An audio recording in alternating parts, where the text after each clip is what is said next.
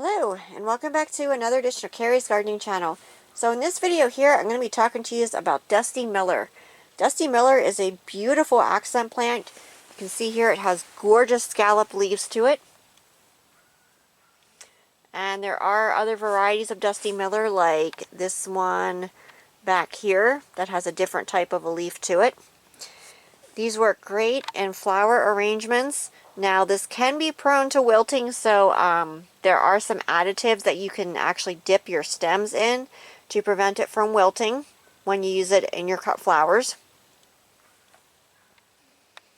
Dusty Miller likes full sun. It can take drier soil. You just want to make sure you have well-drained soil for it. It is drought tolerant from what I've seen once it is established.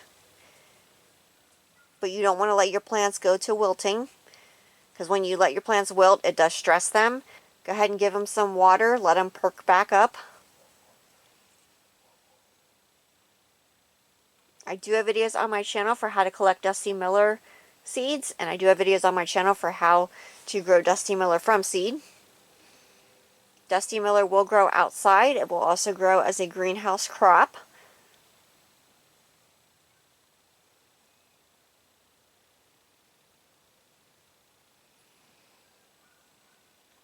What I have found is if you grow Dusty Miller in an area where it does not get full sun, it will have more of a green color to the leaves, whereas in full sun it has this beautiful, gorgeous gray color to it.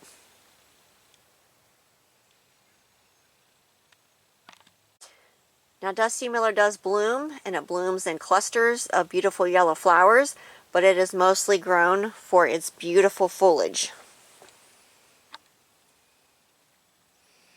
It is a gorgeous accent plant when you're using it in mixed containers. Just make sure that the plants that you are mixing it with have the same type of growing conditions.